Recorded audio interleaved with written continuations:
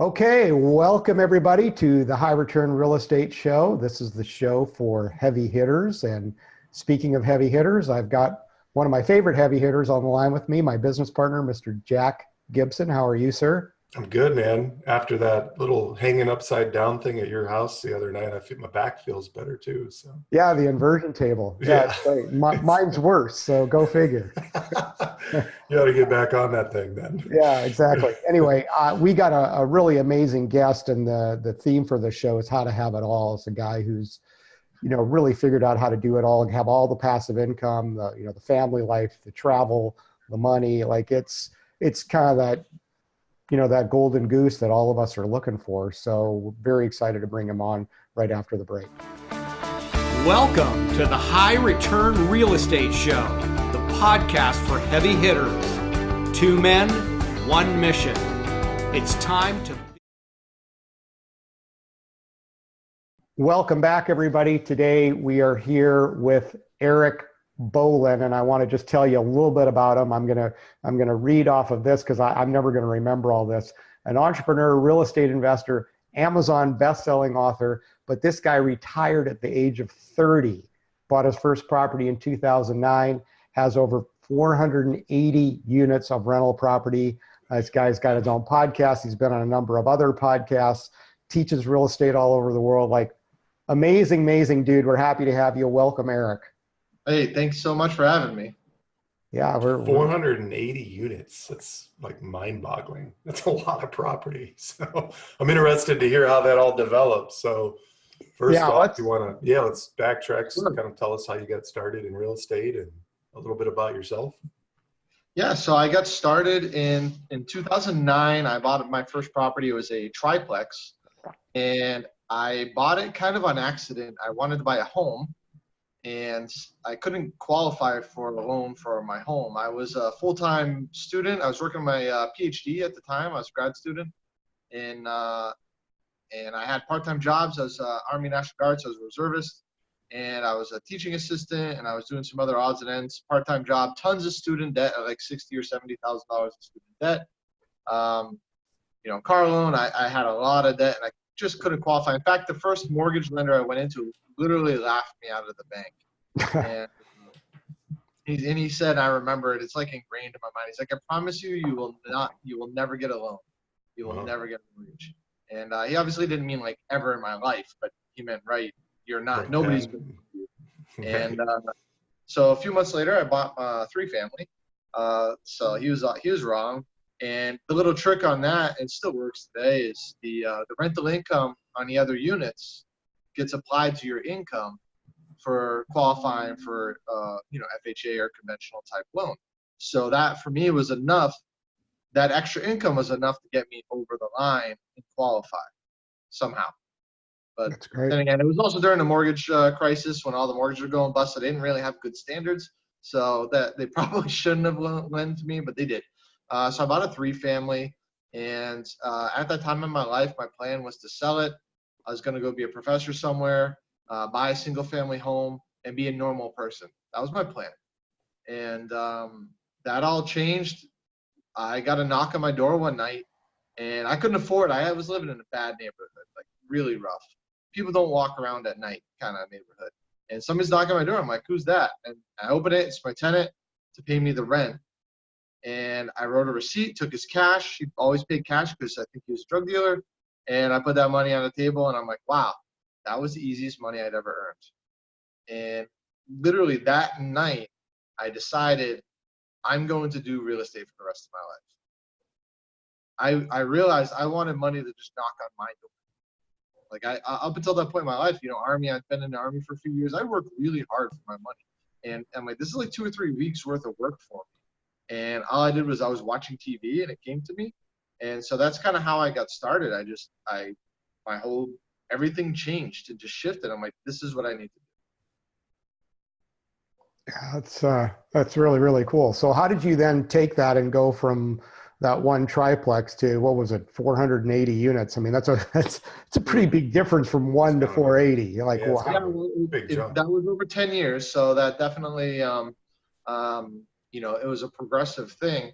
But the next thing that happened is I wanted to dive right into what I was doing in real estate, but I got the notice I was being deployed to Afghanistan. So I had to put my whole life on pause for that year, which was actually really good because I probably read 50 or 70 real estate books that year. And while you were in Afghanistan? Right. Yeah. Yeah.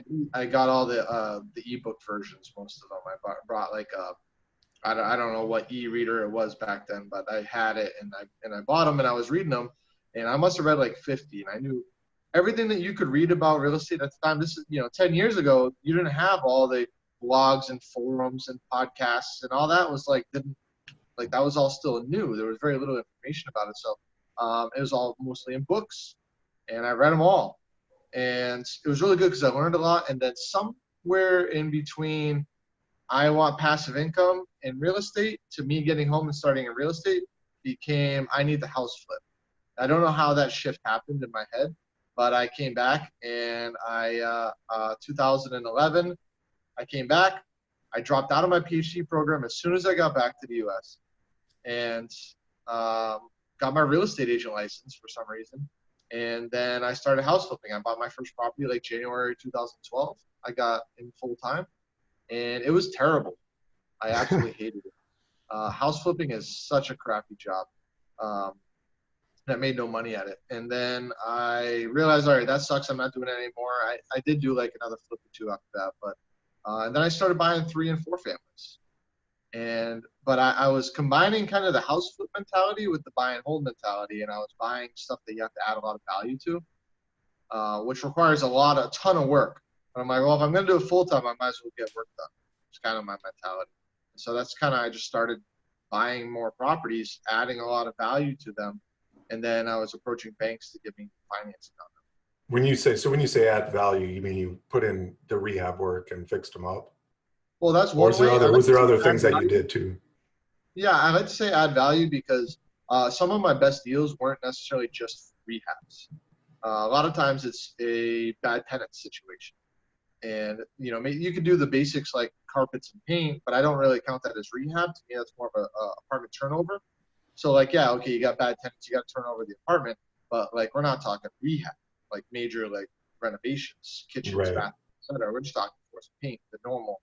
A lot of times you got bad tenants or drug addicts or criminals in a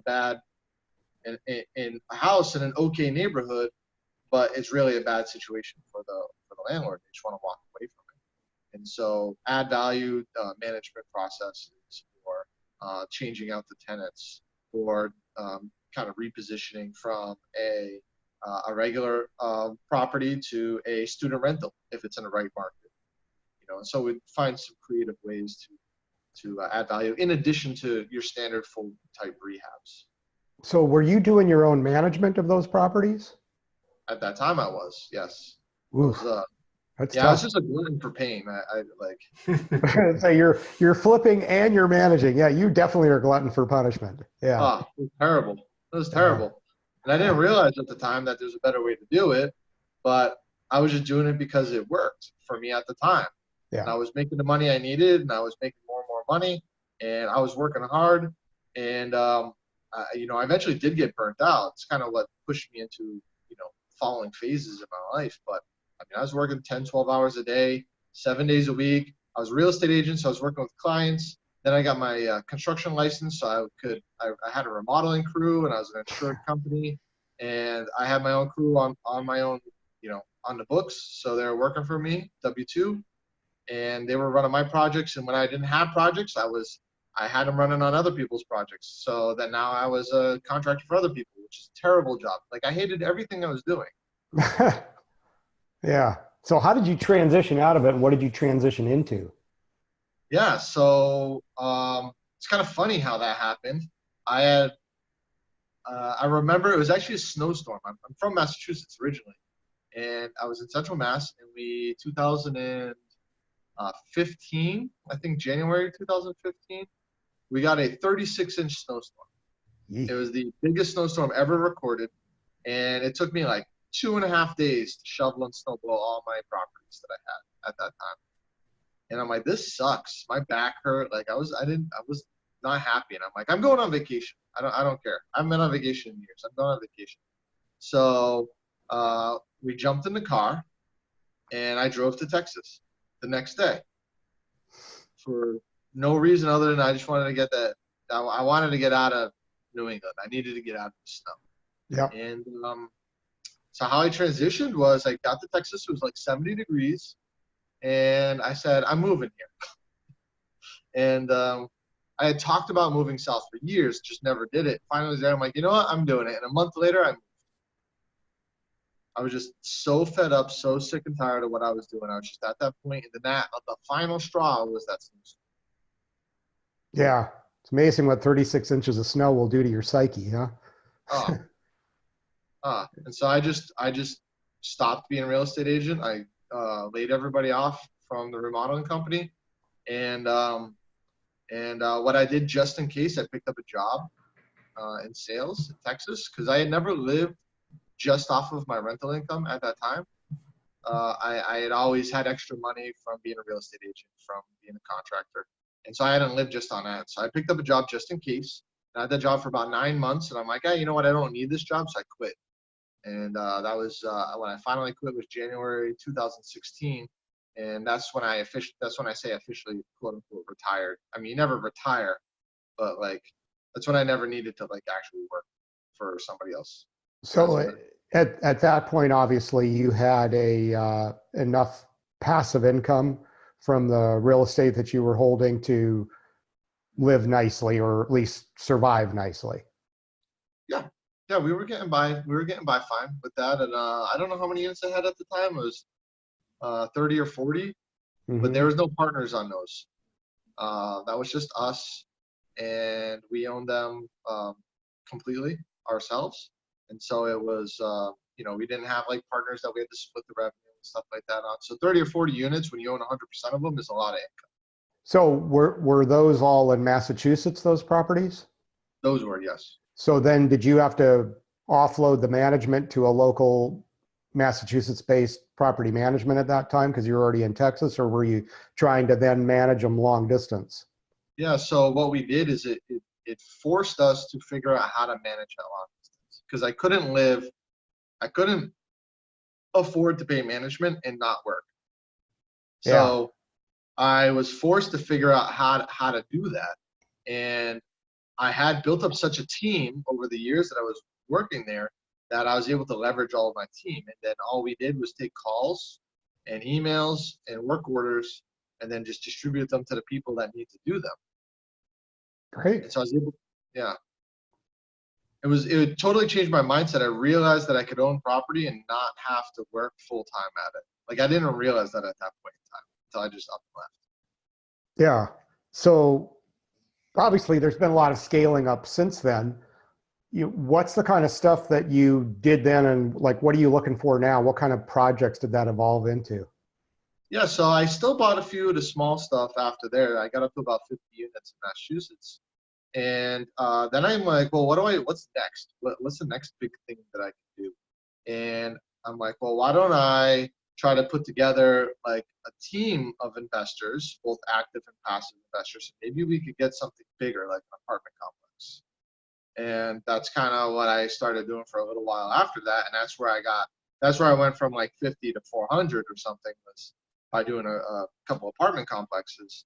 And that was fun. That's a lot of work, with investors and stuff like that. So after that, I kind of scaled back. I'm like, all right, I don't want to do the big apartment complexes right now. And so right now I'm really looking at kind of the 10 to 40 unit range is what I just refinanced and sold. I refinanced a bunch of properties, just sold a couple, and I got a lot of cash. I'm looking to buy a 10 to 40 unit type property right now. So stuff that you can buy without partners and own 100%. Yeah, or if I had a partner, it's a partner. Like one person or maybe two people that are friends that I like, and it's easy and it's not a lot of work to deal with them and stuff like that. Like that's kind of what I'm really looking for right now, to balance my lifestyle, what I want, to the life I want to live, and also doing the investing that I want to do. Yeah, there's a lot to be said for keeping it simple, isn't there? Well, yeah.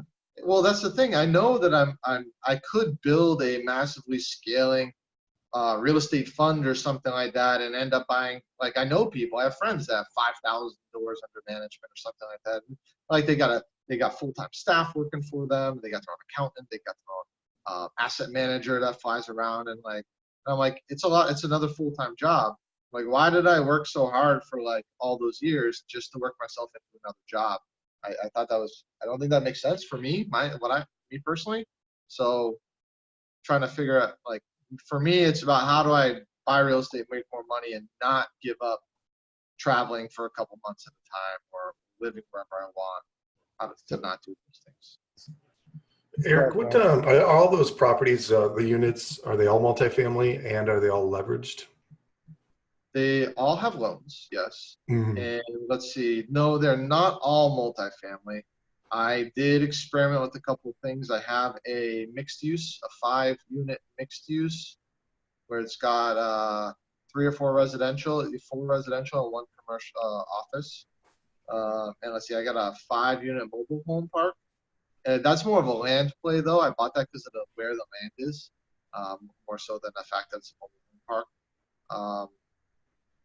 And I just sold a single family. Other than that, it's all 2 units and above. What kind of cap rate did you get when you bought them, and what's your leveraged returns look like? Yeah, so it depends on which asset. Sure. And what our goals were. So do you have an average for the portfolio, or? Sure. I can tell. I just tell you roughly. I run projects on my own very differently than I run it when I've got investors. So the stuff that I'm doing on my own, I'm generally getting stuff that's really bad condition, really bad tenants, needs a lot of rehab, or just needs total repositioning. Usually going in all cash or private loans, and getting them up to where they need to be, filling them with good tenants, keeping the costs under control, and then I'm usually getting some sort of loan on that. And my goal for running that was I wanted at least at the time that I was doing those small deals, I was looking for at least 35% return on my capital. So after my cashed out capital. So once I cashed out, I didn't always get all my money back, but whatever was left in, I wanted at least 35% was the number that I was working with, which is totally doable when you're cashing out a huge amount of what you put into it. And generally, so I don't always leverage up to the max. On the commercial loans I'm getting, you usually do up to about 75% loan to value, loan to the final value, not to the purchase price.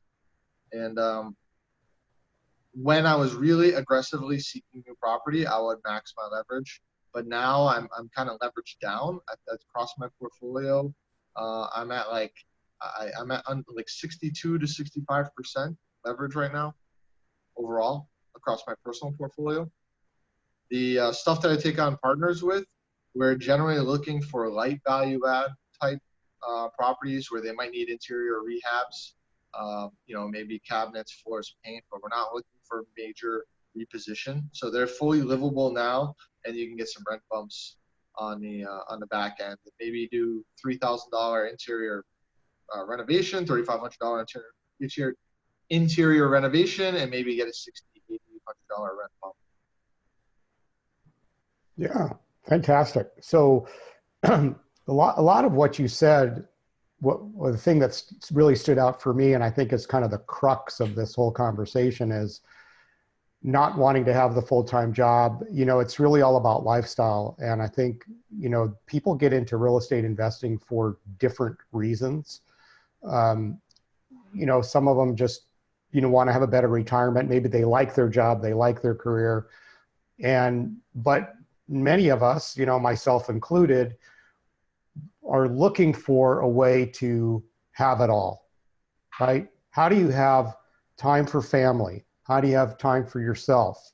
I know you're recording this from Puerto Rico right now. Like, how do you have that second home in the tropical area?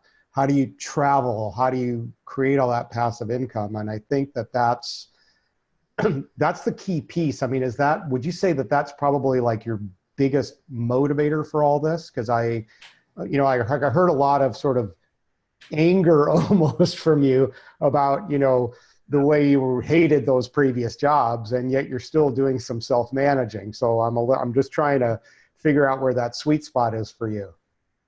Yeah, well, absolutely. And it's tough. And I'm the kind of person that always comes up with a lot of great ideas and, great ideas, right? And I realize that if I pursue them all, that I continuously find myself getting sucked back into having a full-time job. And I got to pull myself back. And I'm just that kind of a person.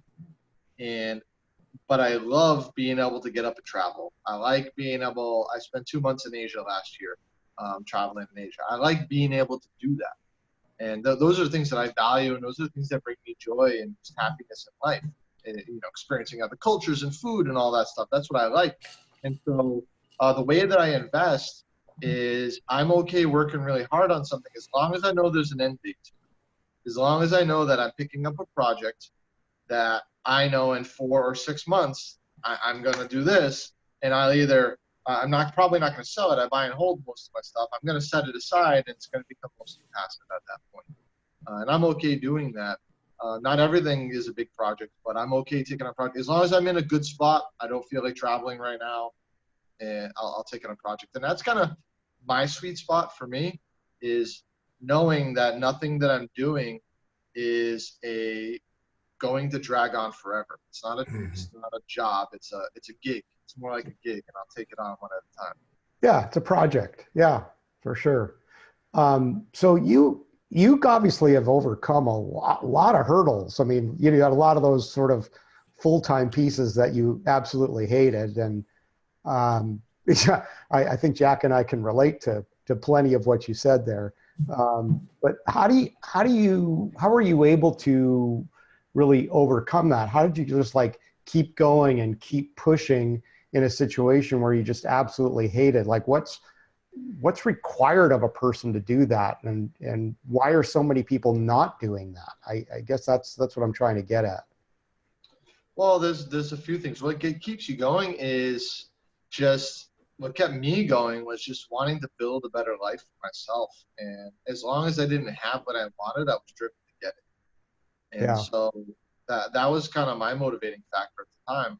And it's a lot harder now that I have everything that I actually want. It's hard. It's much harder to be motivated to get things it's like get more money that I could get, but it's like I don't really need it or want it. So it's a little harder to find that motivation now for me. But it was just like really motivated to get the life, not have to work, to not have to do those things. And I was super motivated for that. I think why a lot of people, to answer your second question, why a lot of people don't do that is I think either there's some sort of self-doubt, or there's fear, or maybe a combination of both. Maybe they don't realize, maybe they're like, I can't do that because I don't know a lot of people are doing that. It just seems too distant, too far away. So it's not real, or it's just on TV, or it's just on vlogs or on podcasts. It's not real. A lot of people have that disbelief. A lot of people don't think that even though you can do it, they don't think they can, for some reason. Or they have fear that if they do it, they're going to lose. I think those are the biggest things that hold people back. Yeah. Yeah. And then when we hear it a lot, and there's a lot of people, I mean, I think the reality is most people, not just in real estate investing, but in life in general, are their own worst enemies. Humans have this uncanny ability to talk themselves out of stuff that might be very, very good for them. And I do agree, it's often fear-based, and sometimes it's just fear of the unknown because they've never done it before. But, it's also how we learn too. So it's, human beings are very unusual creatures in many ways. So you have this big portfolio now, and you're really investing in a lot of different areas. What advice would you give? Because I know Massachusetts is probably, much higher values than say what we have here in Indianapolis, and probably even higher values than what you experience in a lot of areas in Texas as well. What would you tell the investors that live in the more expensive areas, like the New Yorks and Californias and things like that, really the numbers just don't work in their areas? How do they go and invest outside of those areas into areas where they can get into more lucrative deals, and how do they make that happen?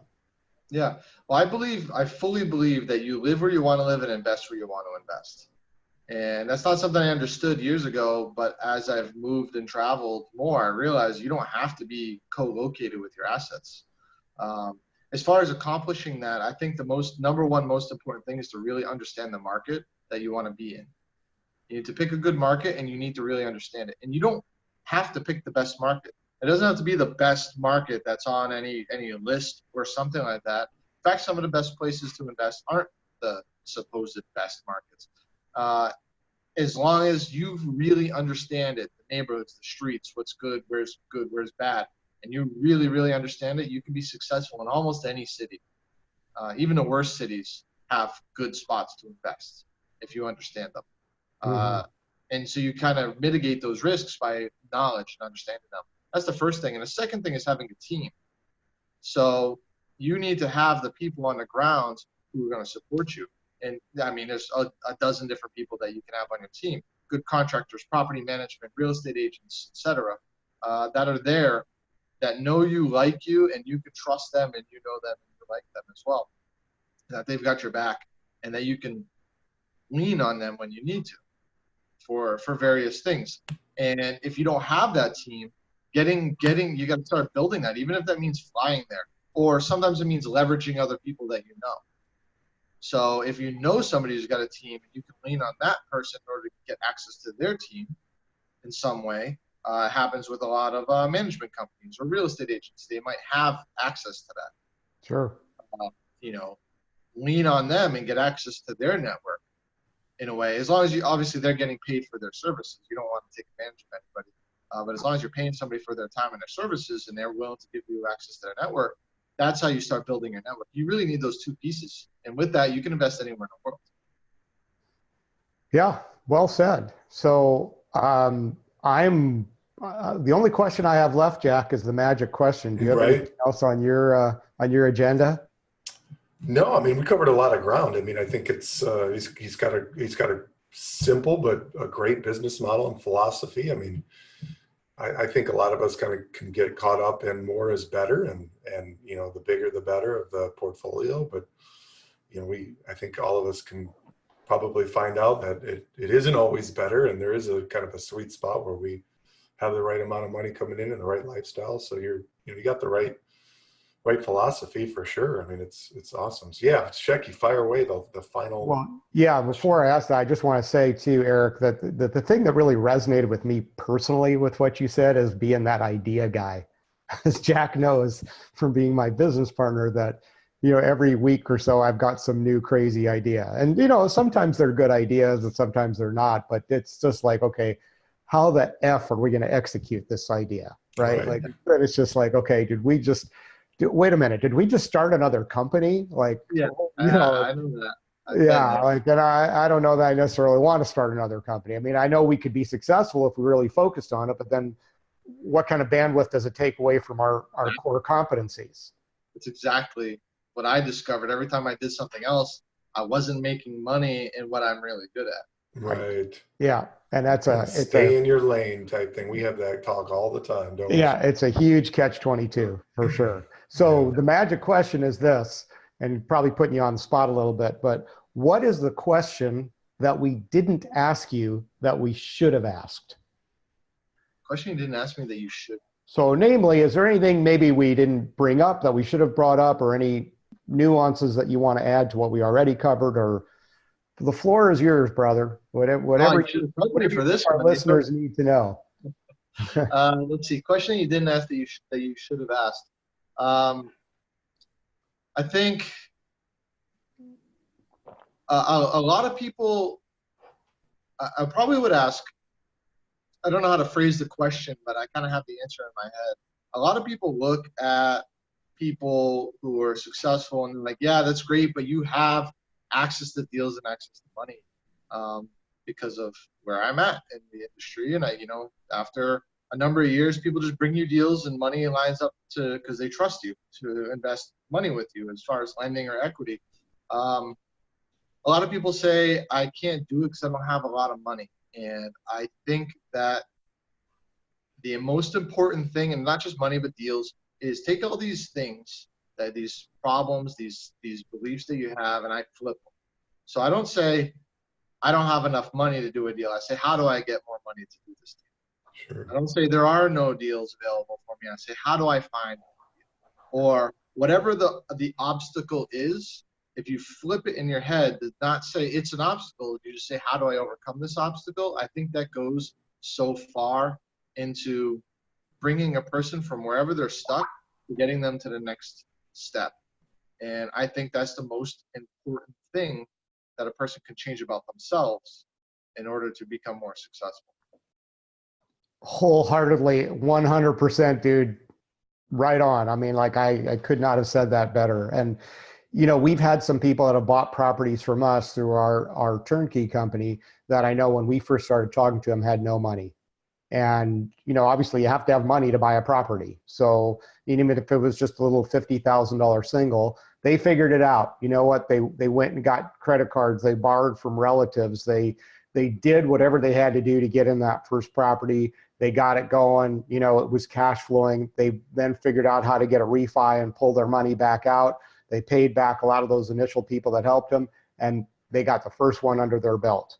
Exactly. And for every one of those customers that did that, I know there were several others that never did, and they crawled back under the rock, and those people are never going to be successful, at least not successful investing in real estate, because they didn't do what you just suggested, which is taking that and asking that how-to question. Yeah. It's huge. I remember, just to digress a little bit, I remember a point where I was doing real estate. I had less than $200 in the bank account. We couldn't buy groceries or gas. And my wife was crying every night as we go to bed. And I was in the middle of trying to float multiple projects and trying to get this stuff done, and still out there making offers on other properties. I didn't have any money in the bank, but I figured out how to get access to the money that I needed in order to do deals. And that's one of the key, and that's just money. Money is just one of the obstacles. Yeah. We could probably think of a dozen right here. Sure. Brainstorming of why people aren't investing. Yeah, it's all really the same problem, just manifested in different ways. Yep. Agreed. Well, dude, this has been awesome. Really, really appreciate you and your insights and your drive, and congratulations on all your successes, and thanks for sharing a little piece of your life with us. Thanks for having me. Jack, you are muted, so I don't know what you just said. So I just said thanks so much, Eric. Fantastic interview. Appreciate it.